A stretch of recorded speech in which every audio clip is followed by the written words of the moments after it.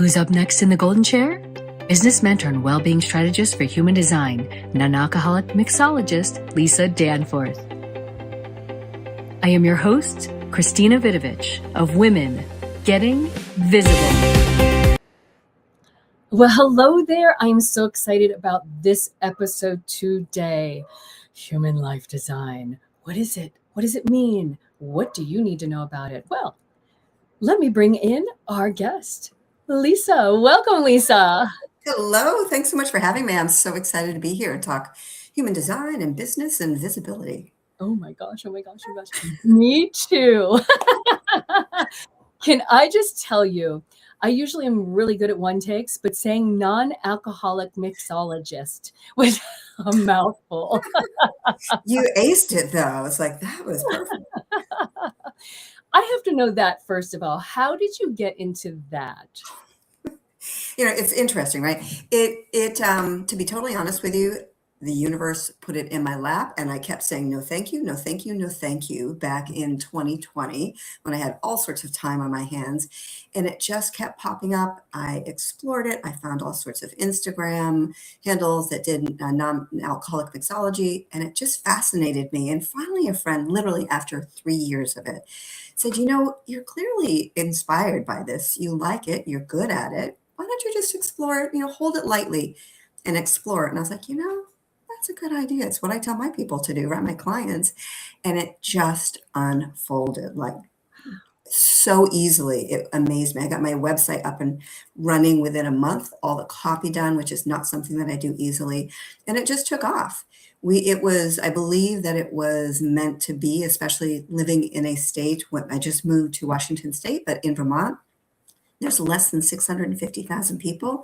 And we were actually very successful our first year. So it's needed, it's necessary, and people are really ready for it, for whether it's health, whether it's productivity, whether it's culture. It's ready. It's here to stay. Yes. And it's so fascinating. Honestly, this past weekend, all the ladies I have been talking to are talking about, yeah, I've taken alcohol out of my life. I have one, she said, I'm a sipper. I have that one glass for the entire party, and all I do is just sip because I want to enjoy the party. And it's not so much about the alcohol like it may have been years before. Yeah, it's the ritual without the alcohol is the way that I like to say it. We have a ritual, whether it's a glass of wine while you're cooking dinner or going out with friends, or that transition period from work, especially those of us that work at home, moving from our living room desk to our living room sofa. Yeah. That it's that transition piece, and to really know that you can have a sophisticated, delicious adult beverage cocktail without having alcohol be a part of it. Yeah. And I like what you said just a second ago, because there's so many times where things happen so easy for us. Alignment. So that brings us into human design. I know. Tell us what it is. For someone who does not know anything about it, tell us what that is. I mean, there's so many different variations. For me, it really is, it's a blueprint for my potential. It's a blueprint for decision making. It helps me make decisions. I'm what's called a splenic decision maker. So my authority. So I get intuitive hits, and it's just when I get that hit, I know there's a lot of people who are emotional authority, which means they sort of have to ride out the emotional wave. That's probably been the biggest one for me, is to learn to trust my instinct. But it shows us our highest potential, but it also shows us on the frequency scale, right? We have the higher potential, but we also have that lower potential. And often it's easier to move into the lower potential. So it gives us a blueprint, a pathway to start stepping into who we are, who we want to be. It's not a box to put, I am a projector, I am a generator. It's just a blueprint for you to explore and start stepping into and owning who you are, own your voice. Our communication center, especially for this platform, right, is so incredibly important. And when we understand the gates within our communication center that are activated, it helps us to speak clearly, to know whether we should wait before speaking or just jump right in. It helps our visibility. It helps our success, whatever that is for any individual. And it helps us be more authentic to ourselves. Mm-hmm. And I love that in so many ways. I mean, my mind just went like fireworks inside because I think about what you're talking about, the intuitive piece. Mhm. How many times in our lives our intuition is speaking to us? And how many times in our lives have we ignored it? Far too many, especially at my age, far too many. Oh, yeah. And it's interesting because I know for me that when I said 2025 is my year of yes, because I said, okay, universe, I'm saying yes to you. Yeah. Take over and I will follow your guide. And it literally is amazing because that trajectory for people who've known me in this past year has just blown up. Oh. It is from listening to that Mhm. intuitive piece. It is hard to listen to. We have been conditioned, told, emulated to not trust ourselves, to put our decision making in an authority, in a guru, in whatever, whether it be from our family, culture, community, school, all of that. We've been conditioned. But the thing is we didn't learn who to be in isolation. We learned who to be with others, which means that, the people that we are around impact what our beliefs are, the lens through which we see and experience life. And we don't even know that it's a lens. So we don't even know that we're acting out of alignment. We just know that things don't really either feel right or don't particularly flow. So that whole component of just stepping into and owning who we are is so very important, and being unapologetic about it and testing so that we can have the empathy, compassion, and empowerment to step into and try something new, knowing that we're going to fail. Failure is what we experience on the way to success, but it can be so fearful to step into and own who we are, make those decisions. Yeah. Empathy, compassion. How do you think those things have changed in your life since you have stepped into this part of your life? It has given me so much insight into why I struggled before. So, just a really quick example, I'm a projector. So, part of that, a good deal of it is that I need to wait to be invited. We are advisors. We're here to provide guidance to other people. But if you don't wait until it's invited, or other types and profiles and whatnot can just produce, share whatever it is that they have. Projectors, we have to sort of wait, and it can feel really uncomfortable, even though we have an answer that someone could completely use. So I've learned to sit with my timing. If I'm not invited, to not share because it doesn't land properly. When I look back at a lot of my struggles in any of my 6 different businesses, I can see that, right? Not waiting to be invited, but especially with my projector. So understanding that has completely changed how I show up. Knowing my communication center and the gates, the gene keys that are in there that are activated have helped me learn how to speak in a way that's more authentic.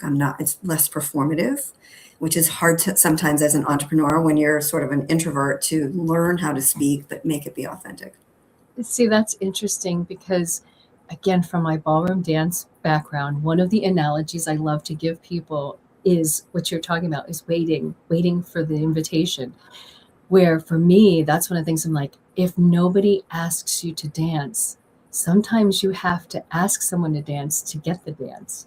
And that ask doesn't have to be, hey, will you dance with me? We can do something energetically. We can invite, hey, I love to dance, and see if that would be enough of an invitation. And even for, say, marketing for someone who is a projector, we still need to put ourselves out there. We still need to be visible in order to be called out, but there's a way of doing it that feels far more aligned than, 7 posts a day and just being so active on social media that throws us into authenticity and not feeling good about putting our words out there. Yeah. Well, here's a question for you. Serial entrepreneur, I know what that is like. So, when you look at your career path, Mhm. do I mean, of course, at those moments, those felt like the right things to be doing. So, when you compare that to now in that alignment, how does it feel different? Like, what is the overall arching? You get what I'm saying. That is such a great and insightful question. So thank you for bringing that up.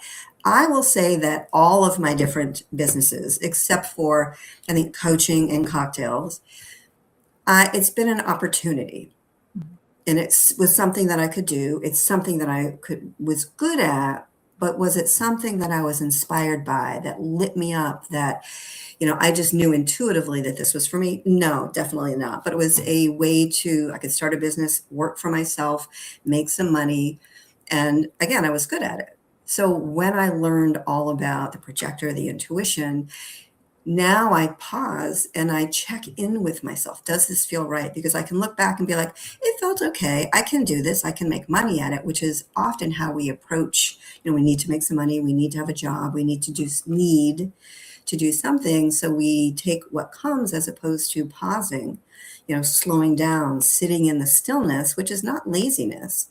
It's actually helping you be discerning in what your choices are instead of taking everything as an opportunity. Yeah, I could do that. And it may slow you down right in the beginning, but it just accelerates your growth because you are aligned. You've made a choice according to what your design is, what your strategy, your decision making is, and it feels right. It doesn't just feel okay. It feels exciting. Yeah. And to that note, too, it's that growth edge, getting places that you're sometimes uncomfortable because of what you're talking about, that need, that fear that, oh my gosh, I've got a mortgage to pay, I have rent to pay, I have a car payment, I have to feed myself. So people will stay stuck in that fear place versus going, well, wait a minute, if I just turn this around, what will be provided for me? And it doesn't mean you have to. I love that is a perfect example, especially bringing it back to your original story. I love it because you don't have to step through the doorway. You just have to open the door, right? You don't have to quit your full-time job because you do have a mortgage. You do have a family. You do have to put food on the table and pay for health insurance. But the idea is to trust your intuition enough, to trust your guidance enough to say, okay, this is pulling me forward. What's the one thing that I can do to start exploring this without setting down what's actually paying the bills? It allows you to look at it in a more expansive way rather than, I can't do this and here's all the reasons why. That's more of the inner critic. Inner critic is very black and white, very binary. You can't, you don't know enough, you need a degree. Whereas that inner mentor, that inner sage will say, how can I do this? I know that this is my role right now, but this is where I want to be moving or exploring. What's one thing that I could do? What is one door that I could open? What's one conversation I could have? What's one outreach that I could make? And start that way and start and listening to yourself as you're going. Does this excite me? Does it bring me joy? Does it feel right in my body? Or is there something off and I can't quite name it? What do you think is one thing that really surprised you as you've gone through your teachings and learning what you're doing now? Because one of the things I love about life and anything that we do is we constantly are learning. There's always so much more. And that's just so beautiful to me. But what is one thing that has really surprised you as you have learned about human design? This is an excellent question. Again, like you're really hitting in on my points, at least. Anyway, what has really surprised me is we have something called an incarnation cross, or essentially the core four. It's the four outer pieces of your hologenetic profile, or I'll just leave it there. See, the incarnation cross. Within it is your life's work, your evolution, what you're here to learn, your radiance, which is how you stay healthy, and your purpose. For me, my purpose, the main piece is called restraint in human design, which is a very sort of masculine energy to it, but it's pausing. It is grounding yourself into stillness to gain clarity before you move forward. It is not speaking, not moving. It is creating, for me, it's creating the stillness that centers other people, my clients, the people around me, that allows them to slow down, to gain clarity, to simplify their life, their actions, their work, so that they can take action from that grounded place. For me, that's so surprising because my nickname when I was younger in my 20s was the squirrel, that squirrel in the middle of the road that can't quite figure out where to go, like just on the go all the time. That was me. So when I learned, I was like, you gotta be kidding me. I'm just energetic and I'm out there. But at my core, I'm very quiet, very silent, very introverted. So reading that, seeing that, and learning about it and stepping into it has completely not only changed my life, it's changed the way that I show up in all of my relationships, including with myself. Ooh. All right. Well, it is time, my friends, to take a mid-roll break and talk about some of the other things going on here at Women Getting Visible. I am enjoying this conversation, and I hope you are too, whether you're watching or listening. I just want to share that we also have a visibility accountability group. So when you are looking for your growth edges, you can join us.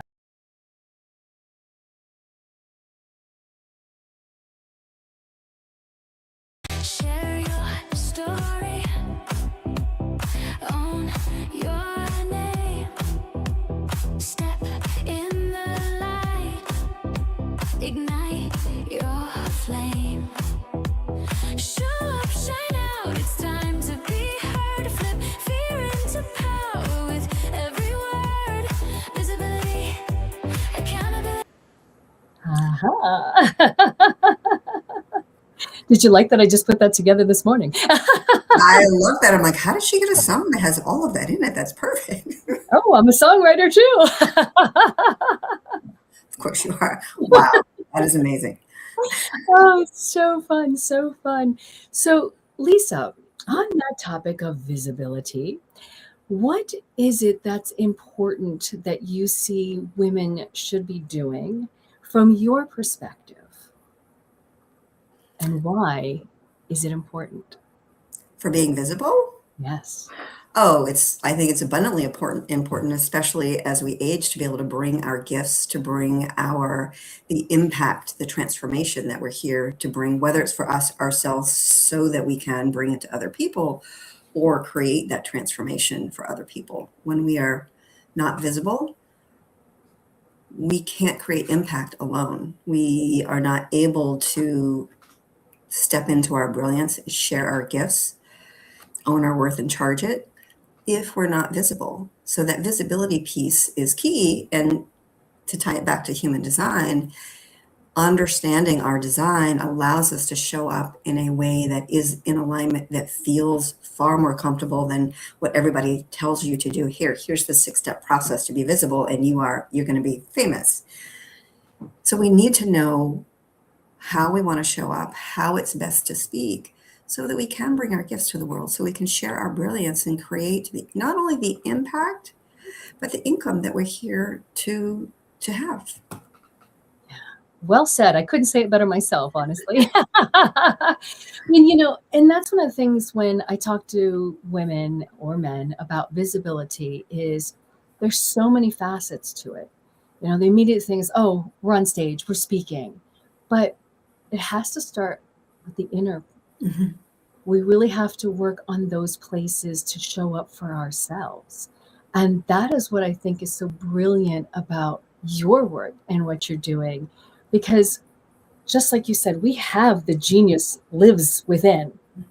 And it's now accepting that genius and feeding that genius, taking care of that genius to let her say, you've got this. Let's figure out what's the best way for you to function out there. Yeah. It is hard. The fear is real. It truly is. It's even though most of the times that we have that fear, it doesn't pan out, but it can stop us from stepping into whatever area of life that we want, that we desire. And we have been told, especially as women, to temper our voices, to not be too much, or not be enough. There's this double bind for women. We're either warm or competent. Now, there's also an equally strong double bind for men, which I'm always happy to talk about as well. but we're the warmer component. So we are either, aggressive and unfeminine, and when we're unfeminine, we're unlikable, or we're this sort of soft, non-leadership material. So we have to weave in warmth with our gifts and with our brilliance, because we have been taught to not speak up. We've been, batted down for owning our brilliance and stepping in and having the confidence to go after what we want. And understanding that, and understanding that it is the lens through which we have seen and experienced life, taught to us, emulated for us. And I just want to back up a second. When I really realized the lens piece, where it really hit me, I was reading a book by Brene Brown. I can't remember what it was, but she was just talking about the lens and how you can take it off and put on a different lens. And I thought, that is such a great analogy, metaphor, that allows us to see. And if you have 10 people in a room and an incident happens, you can have 10 different stories. I don't know about you, when I grew up with a sister, we always had different stories for the same situation. And I look at that and think, okay, we are able to put on a different lens. So we can take off the lens of not enough, I don't know enough, I need so much more, no one supports me, and start putting on the lens of what if? Mm-hmm. As a person to start stepping into our identity as someone, creating the habit, creating an identity-based habit.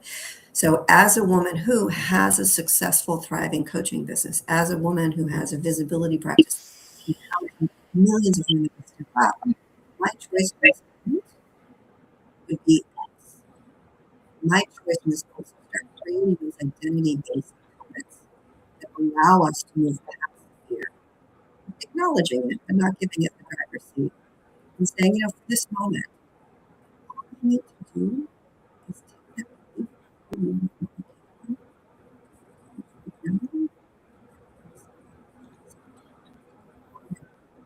I gotta think it's making incremental, consistent steps. Huge. You need to be consistent. Build muscle as a person. Understand what your values are, so that when you get there, coming up against someone who's pushing back, or your own inner voice, you can lead into and combine core values, both respect and compassion. And number one core value is growth. Growth really is a core value for me. I'm going to step on stage because I want to be speaking. I know I'm here to speak, even though it's Jesus. Yeah. 2 minutes before I'm stepping on, I was like, what did I do that for? But I can shift the lens. I can start to believe that I am this person. It starts to shift the scale. I know that was absolutely wonderful. There is something going on with the sound at the moment. So I don't know if the rest of our audience were able to hear that right now, but I missed it and I was doing the best I could to lip read. But you know what I believe sometimes, not sometimes, I learned this message from the universe. Yeah. Your vibration was so high that the microphone couldn't pick it up. Oh, thank you. I have watched this happen. There is one woman, every time she picks up the microphone, it goes in and out. Oh, wow. Everybody else speaks perfectly fine, and she's somebody who works in quantum. Mm. When she holds a microphone, it's like you have to listen to her voice. It's not coming through the microphone. So I'm just saying, I hope our audience was able to hear that, because I know it's beautiful, and it was love, compassion, and there was one other word in there that you mentioned as well. I don't know. It sort of just comes through. I was talking my core values and self-identity, basically, just to summarize, to create identity-based habits as a person to start stepping into what our gifts are instead of going all in, going incremental, so that it's not quite so scary, but making that consistent step forward to be who you're here to be. Oh, and it's so beautiful. So if someone has never done this before, what does it look like to have, would it be called an evaluation? What is the proper terminology? There's a lot of different ways you say it. There's a review, there's an explanation.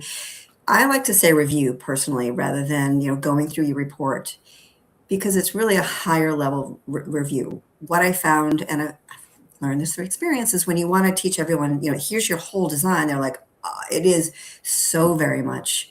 I started studying human design in 2019 and kept dabbling and coming out, I'm like, this stuff is crazy. It's too hard. But I've learned human design so other people don't have to. So you'll get this, what's called a body graph. It's sort of got your graph. It's got there's 9 different centers, what your gates are. I talked before about your core 4 or your incarnation cross, which are the top 2 on your conscious side and unconscious side. We're made up of both our body and our mind. And then it'll tell you your type. I am a projector. Your profile, I am what's called a 2-4, which is a hermit opportunist. I recognize the hermit because that's the conscious side of I need quiet time, I need to go in, I need to be just literally time to myself or I will be exhausted. And the 4 is very relational. My community, my network, all of that it's very, very important to me. That's the unconscious side. I see myself as more of a hermit. So when I can see that, it helps me come out. And your authority, how you best make decisions. Mine, like I said, is intuition. It's splenic. There's emotional, there's sacral, there's several. And then also your strategy. So mine is wait to be invited. Manifestors are to inform. There's a lot of different ways. So it teaches us how to put ourselves out there. But just going sort of high level so people don't get overwhelmed is the best way to go. And just get your report.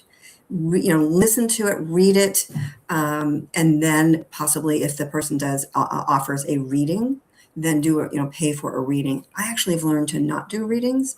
I'm all about being self-led and teaching people how to use human design in a way that, I teach my clients, because I don't want to always have to be there. I don't mean that in a negative way, but I want them to have those ahas, those epiphanies, and to be able to work on whether it's a marketing plan, their voice, or something they're struggling with on their own, because I've given them the tools and the insights to explore it. So just do a high level, learn it, and then start diving in from there when you're a little bit more comfortable rather than taking it all in. I love it. There's so much deliciousness in that and so much to learn about it. And I love it. So if someone wants to get in touch with you, Lisa, and have their human design revealed to them, how would they do that? You can find me on LinkedIn, just Lisa Danforth. I got it years ago, so I didn't have to have any numbers or anything with it. So just DM me on LinkedIn, or feel free to reach out on my website. You can schedule a little call, and that is just lisadanforth.com. Thank you so much for asking. Absolutely. I love it. Simple. lisadanforth.com. And you're on my favorite platform, LinkedIn, because I tell everyone, hey, if you want to come over and make some friends, let's know me, like me, trust me. Let's meet up on LinkedIn. It's a great platform, definitely. Oh, And you do a great job at it, by the way. You are on there. It's really impressive what you bring forth. Thank you. Thank you. Got to be visible. And then all this beautiful alignment starts to happen with the people that you're meant to meet. And that's what I believe. Lisa, thank you so much for this insightful conversation today. I'm so happy that you came in and said yes and shared your story with us. Well, I am incredibly grateful for the opportunity to connect with you, to share human design and bring stories forward and be visible. I think we all need to, I think it would be beneficial for everyone to step up and be a little more visible in bringing our gifts out into the world. Fantastic. So you can find Lisa at lisadanforth.com, and you can always come and find out what's going on at womengettingvisible.com next. So thank you for joining us this time. We'll see you next week. Who's up next in the Golden Chair? Join us next week. I'm your host, Christina Vidovich of Women Getting Visible.